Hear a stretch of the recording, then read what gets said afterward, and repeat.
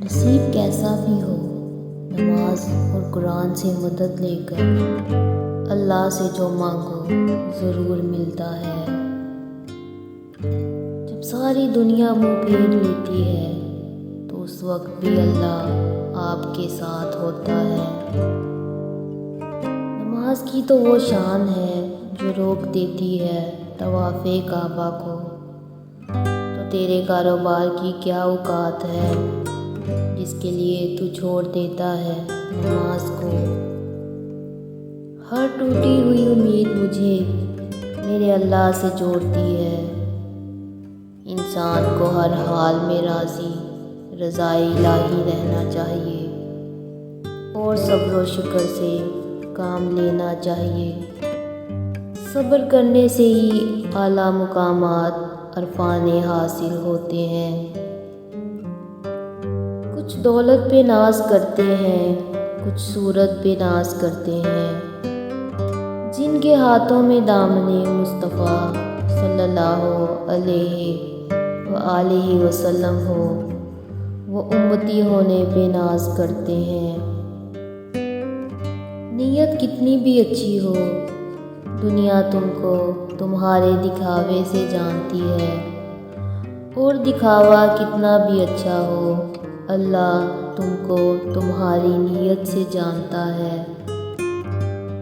جو کسی کا برا نہیں چاہتے ان کے ساتھ کوئی برا نہیں کر سکتا، یہ میرے رب کا وعدہ ہے۔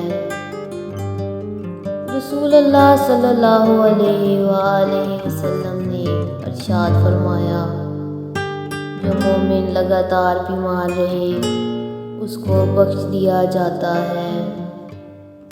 اسلام اتنا خوبصورت مذہب ہے کہ مسکرانے پر بھی آپ کو اجر ملتا ہے، اور یہاں تک کہ غصے کی حالت میں خاموش رہنے پر بھی۔ میں اپنا ہر غم اللہ کو بتاتا ہوں، کیونکہ میرے غموں کا علاج صرف میرے اللہ کے پاس ہے۔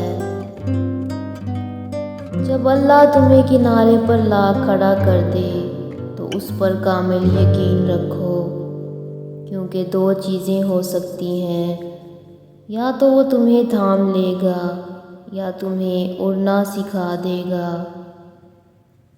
جہاں سے ہماری سوچ ختم ہو جاتی ہے، ٹھیک وہاں سے اللہ کا فیصلہ شروع ہو جاتا ہے۔ اللہ ناراض ہو تو روٹی نہیں چھینتا، بلکہ سجدے کی توفیق چھین لیتا ہے۔ توبہ قبول ہونے کی نشانی یہ ہے کہ اس کے بعد انسان کا دل گناہ سے ہٹ جاتا ہے۔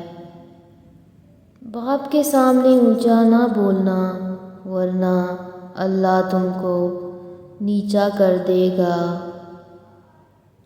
اللہ نے انسان کو دل دیا ہے، مگر اس کا سکون صرف اپنے پاس رکھا ہے، اور فرمایا یاد رکھو دل کا سکون صرف اللہ کی یاد میں ہے۔ اللہ سے جب مانگو تو اپنی اوقات کے مطابق نہیں، بلکہ اللہ کی شان کے مطابق مانگو۔